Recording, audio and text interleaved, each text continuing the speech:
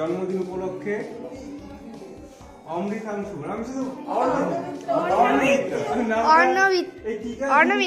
ভুল করেছি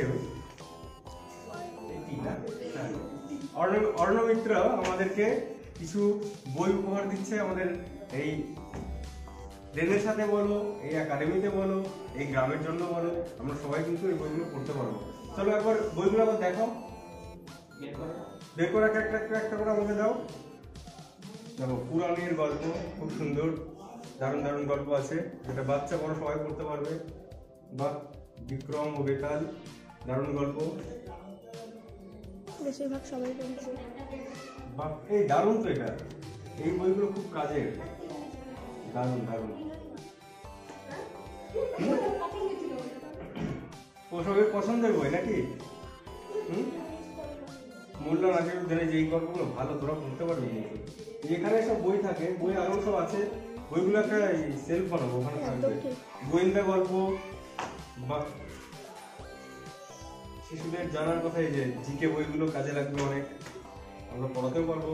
এই যে পঞ্চতন্ত্রের গল্প, দারুণ দারুণ। বা বিজ্ঞানীদের আবিষ্কার, হাতের মুখের বিজ্ঞান, সব মেশানো আছে, বিজ্ঞান আছে, রূপকথা আছে, সব মিলিয়ে খুব সুন্দর। একবার অর্ণবের জন্য জোরে হাততালি একবার। আমি তো দিতে পারবো না,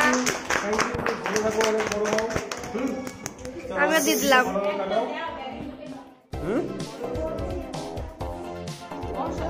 সবচেয়ে বড় মহাসাগর কোনটা? কে পারবি হাত তুলবি? সবচেয়ে বড় মহাসাগর কোনটা? সবচেয়ে বড় মহাসাগর কোনটা? আজকে কোশ্চেন। এই যে হাত তুলেছে প্রশান্ত, বলছে প্যাসিফিক। ঠিক আছে, আচ্ছা একদম সঠিক উত্তর, হাততালি। তাল গাছে বাঘ থাকে, জলে মাছ থাকে। ঠিক আছে, এটা বলে দাও, ভালো করে বলে দাও।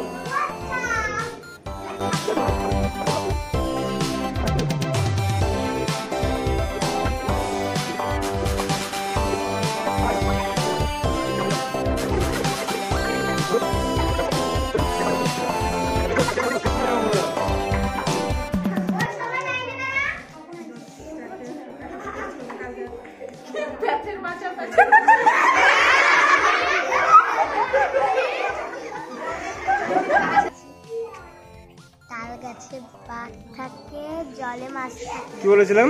তাল গাছে বাঘ থাকে, জলে মাছ থাকে।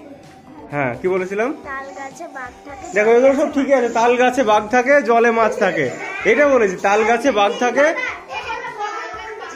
কি বকের মুন্ডু ছাড়ানো।